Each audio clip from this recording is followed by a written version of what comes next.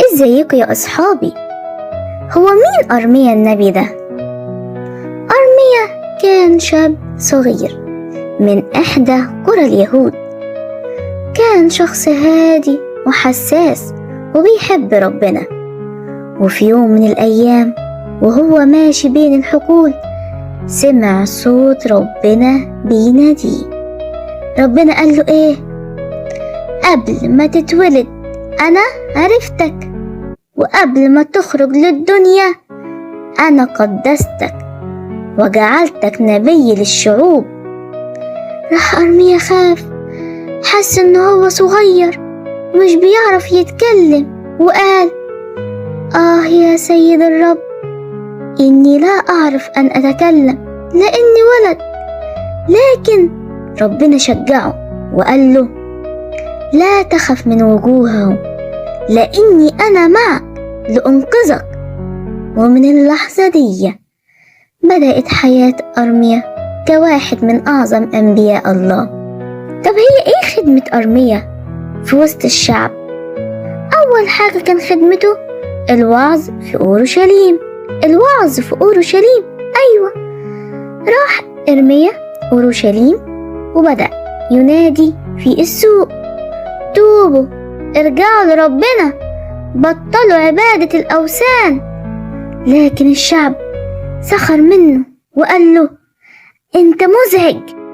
مع كده برضه ما سكتش، لأنه كان عارف إن كلام ربنا لازم يتقال مهما كان الثمن. ربنا كشف له إن استمرار الشر هيكون نتيجته دخول جيش بابل، تدمير أورشليم، هدم الهيكل. لكن فضل ينادي بالحق، واتقال عليه إن هو النبي الباكي. في ليلة من الليالي جلس أرميا جنب سور أورشليم، وكان بيبكي بحرقة، مش لأنه ضعيف، لكن لأنه بيحب شعبه جدا. قال: يا ليت رأسي ماء وعيناي ينبوع دموع، لأبكي نهارا وليلا على خطايا شعبي. وعلشان كده هم لقبوه بالنبي الباكي. طب ما هي ايه الرسالة المحروقة دي؟ أرميا كتب نبواته وأرسلها إلى الملك في القصر. الملك لما قرأ الرسالة غضب ومزق النبوة ورماها في النار. لكن أرميا ما استسلمش وقال: كلمة الله لا تمحى، وكتب الرسالة كلها من جديد. طب ما ايه الجب المظلم اللي بيتقال عنه ده؟ الجب المظلم بعض رجال الملك قبضوا عليه ورموه في جب، يعني بئر مظلم ومليان طين.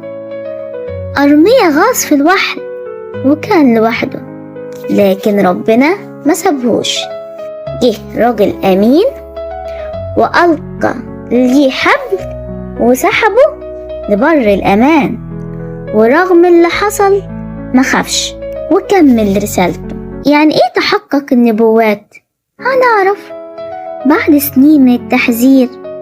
حصل اللي قاله أرميا، إن جيش بابل دخل أورشليم وهدم الهيكل وحرق المدينة وأصبحت أنقاض. لكن وسط الخراب ما فقدش الرجاء. قال للشعب المنكسر: ستبنى أورشليم من جديد، الرب أمين ولن ينسى وعوده. وهنا فهم الشعب إن الشجاعة مش بس في مواجهة الغلط، لكن كمان إنك تزرع رجاء وسط الحزن. طب إيه اللي استفدناه من قصة أرميا؟ إن ربنا بيعرفني من قبل ما اتولد زي ما عرف أرميا. ربنا عارف كل واحد فينا وليه خطة لحياتنا. 2، ما تخافش من أي حد طول ما ربنا معاك، حتى لو الناس سخروا منك. 3، قول الحق مهما كان صعب. أرميا ما غيرش كلام ربنا، ولا قال اللي الناس عايزاه. 4. الصلاة والدموع ليها قوة. أرميا كان بيبكي من قلبه علشان خلاص الناس. 5. كلمة الله لا تقيد، حتى لما اتحرق الكلام كتبه من جديد. 6. الرجاء وسط الألم، رغم الدمار أعلن رجاء، ستعود أورشليم. طب هي إيه الآية الذهبية بتاعتنا؟ الآية لا تخف من وجوههم لأني أنا معك لأنقذك يقول الرب.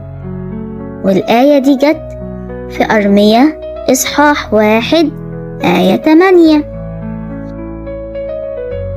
دعا الله أرميا منذ صغره لأنه كان مختار من الله، ولا ملك ولا صغير ولا خادم، مختار من الله. برافو عليك. السؤال الثاني، قال أرميا لله: إني لا أعرف أن أتكلم لأني ولد ولا شاب ولا ملك ولا كاهن، لأني ولد. برافو. 3. أرسل الله أرميا ليكون نبيا، قاضيا، ملكا، قائد جيش. نبيا، صح.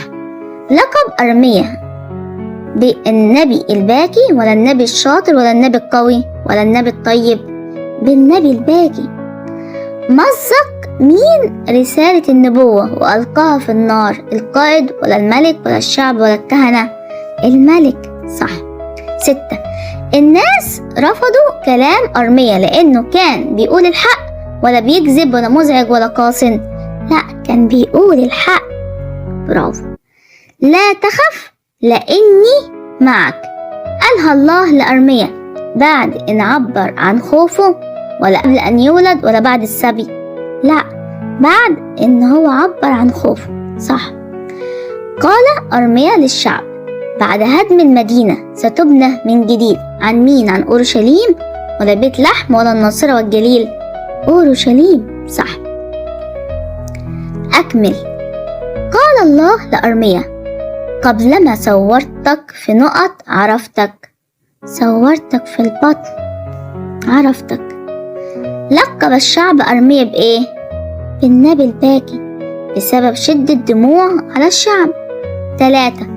ألقى رجال الملك أرميا في إيه مليء بالطين؟ في جب مظلم.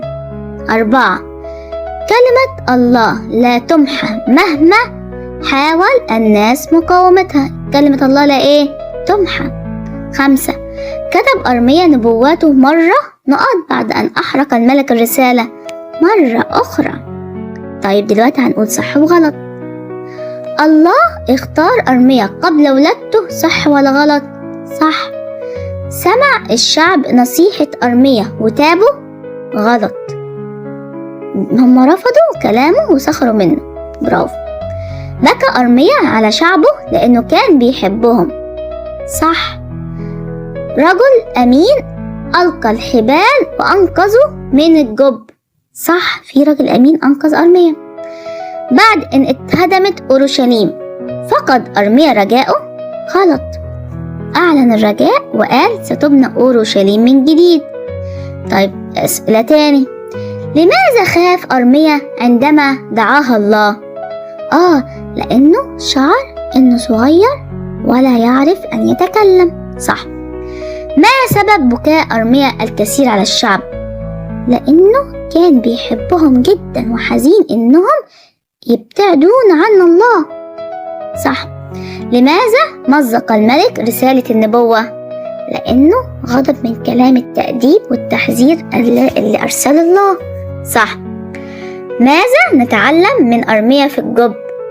الثقة في الله والشجاعة وعدم الاستسلام مهما كانت الظروف، صح. ما هي رسالة الرجاء اللي قالها أرميا بعد خراب المدينة؟ إن أورشليم ستبنى من جديد وإن الله أمين في وعوده، صح. علل. ليه لقب أرميا بالنبي الباكي؟ لأن هو كان بيبكي كتير على خطايا الشعب وابتعادهم عن الله. برافو. علل. كتب أرميا النبوات مرة تانية لأن الملك مزق الأولى لكن كلمة الله لا تمحى. صح. علل. رفض الشعب كلام أرميا لأنهم كانوا في الشر ولم يريدوا سماع الحق. صح. علل. لم يخف أرميا رغم السجن والجب لأن الله وعده أنا معك لأنقذك. برافو. عايزين تحط لنا فضيلة على الجملة. بكى على الشعب، كده هو محب للناس. برافو. لم يغير كلام الله، صادق. وقف يقول الحق رغم السخرية، كده هو شجاع. آمن أن الله معه في الجب، كده هو الثقة في الله. استمر في الوعظ رغم الرفض، كده هي الطاعة.